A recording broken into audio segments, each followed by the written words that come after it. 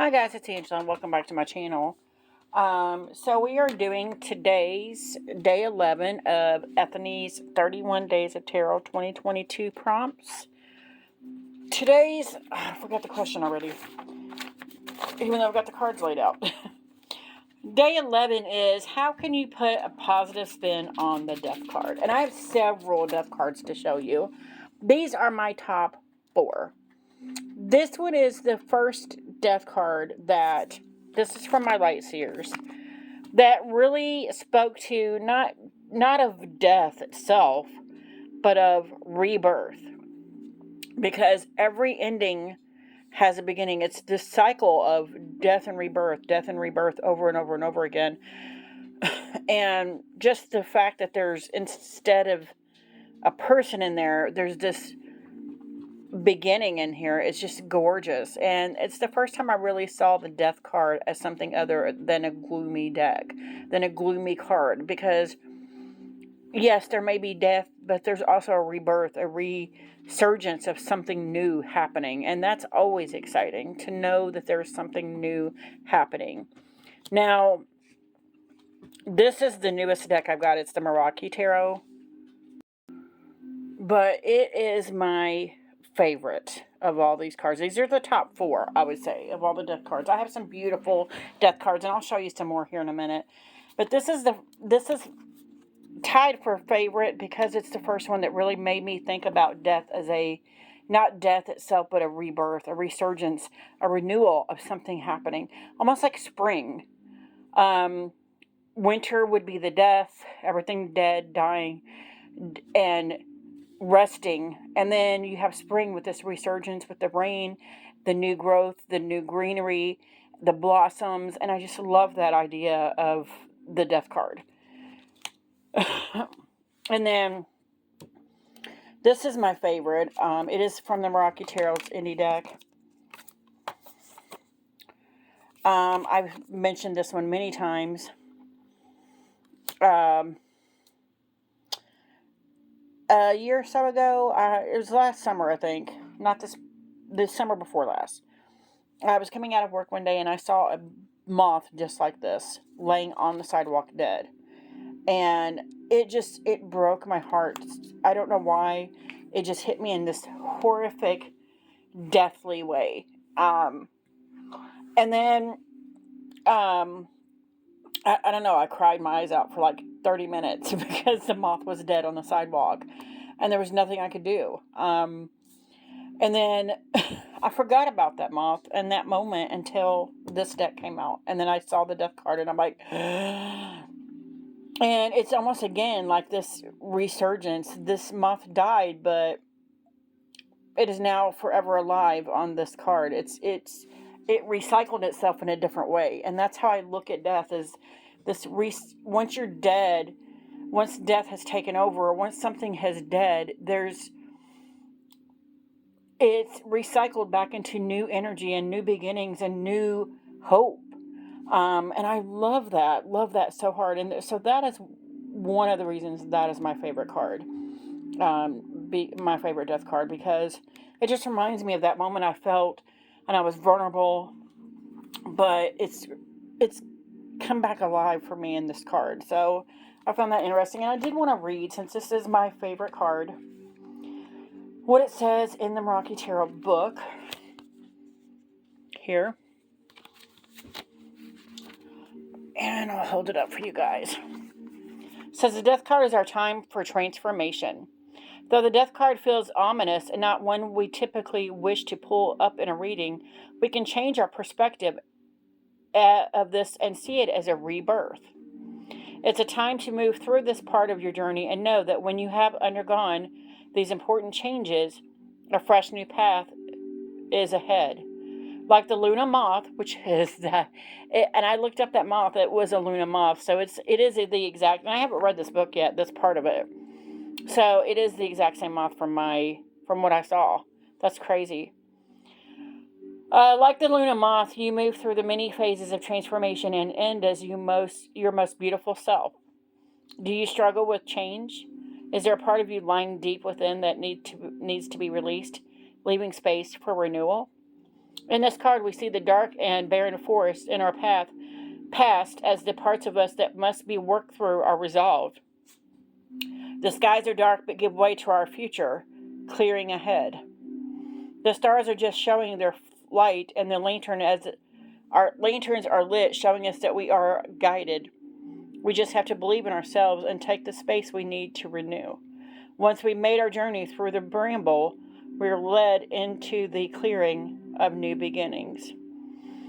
And then the crystal association with this card is the obsidian. The stone guides with completion, grounding, and expansion. Wow. And then the light attributes of this is beginnings, change, metamorphosis, rebirth, transformation. The dark aspects of this card are loss, fear, change, resistance, and purging. So I love that. Love that, love that, love that so much. So then we have, was my favorite, then I got this card, the Super Lunaris Tarot. This death card is everything. It is a modern take on the death card. And it may be triggering just because there's a forest fire going on. But there, you see the person, the girl? It's like who she was is gone, but yet there's new growth. The fire has to rage and burn everything away, all the bad, all the negative, so that the new positive can come through. And I love that. So let's just see, and it's just keywords, I think, in here, but I'm going to read what it says in the Super Lunaris, if I can find it. Oh my gosh, I can't read nothing. I'm blind. Going blind. Getting old. Death.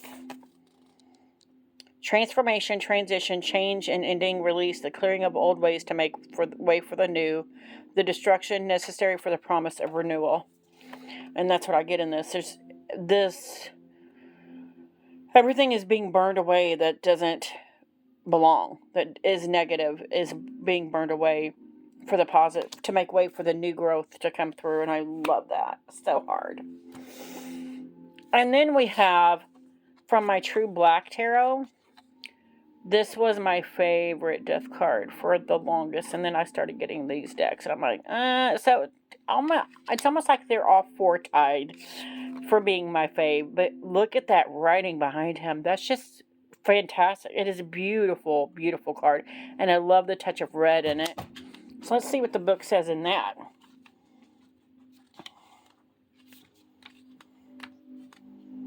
Death. Glimpses. Okay, I'm going to have to read it like this. Glimpses and flashes are purported as depicted here. The quintessential gate to the unknown is adorned with two figures on either side. Two figures. A great wolf to the left and an armed man on the right. Agents in the Norse story of Ragnarok. Wow, a world-ending event that gives rise to a new beginning. Additional artwork. At the entrance of the gate are the writings of the Tao Te Ching, chapter 76, written in 600 BCE. It is the foundational text for Taoism. In this entry, the writer Lao Tzu explains, trees and plants in their early growth are soft and brittle, and at their death, dry and withered. He likened life to flexibility and death to rigidness. If a being is to truly live, they must be willing to grow, change, and experience. To cease these activities is to invite true death. That whole thing just gave me chills. So in this, it's giving us what this writing says here. This Chinese writing says, and I jumped the book, and I'm going to repeat that, but and I opened right back up to it.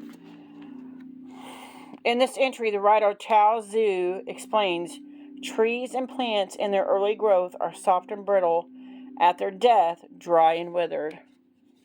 That is beautiful. Did not realize that. I don't really read the books, so when I do read them, it's nice because I got all this extra oomph to it, and that's beautiful.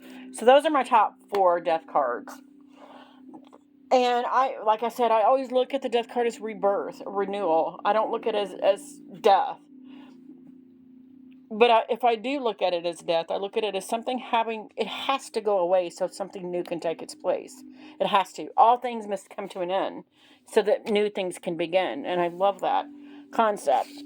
So now that you've done looked at my top 4, let's look at some others. So this is from Julia Cuccia Watt's deck, Ancestral Path Tarot, and that is just stunning. I love the artwork in this deck. Gorgeous. So there's that. Then we have from my Tarot Apocalypsis, the Santa Muerta. Every single card in this deck is a god or goddess, and this death card, of course, is Santa Muerta. And I love that. And look at the flowers and the candles.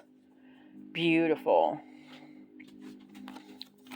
And that's why I didn't do the Santa Muerta Tarot in this, because it's also Santa Muerta. So then we have from my Bone Stone and Earth Flesh Tarot, and this is a great, great death card. Fantastic. It's almost like that energy, like I said earlier, the energy is being renewed into something different as it's passing. Beautiful. And then the roots, it's just stunning. I love Anatorian's artwork. From the Okash and Thorn, this is the sweetest death card I've ever seen in my life. So I had to, of course, add it. Look how beautiful that is. That bunny and the butterflies and the flower in his hair. It's just so sweet. So sweet. And big butterflies always, to me, speak of beginnings. And then we have from my Native American Tarot, just because it's gorgeous as well. And there's a little old Indian dude down there doing some meditation. Gorgeous. Then we have from, oh my gosh, I can't remember the name of this deck. Oh my god, it's right here too, somewhere. Shadowscapes Tarot. That's beautiful. Okay, and then we have from my Journey of the Sacred Bee.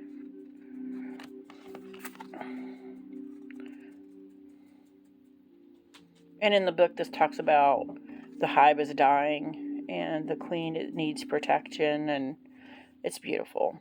But that's beautiful. And then we have these are probably my next 5 favorites. This is from the Tarot Mystical Moments. Love it. From my Tarot de la Nuit. Oh my gosh. Gorgeous. From the Tarot de la Nuit. It's beautiful. Beautiful. And then we have from my Marchetti Tarot Marchetti deck. Gorgeous death card. And then we have my latest Tarot Marchetti deck. The Mystic Palette Tarot. That's the backs.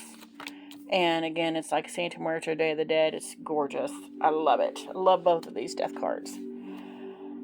And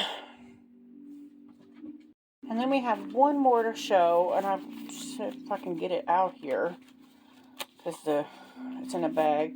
It's a tarot deck that I made when I first started learning tarot off Make Playing Cards. I created this deck off images offline.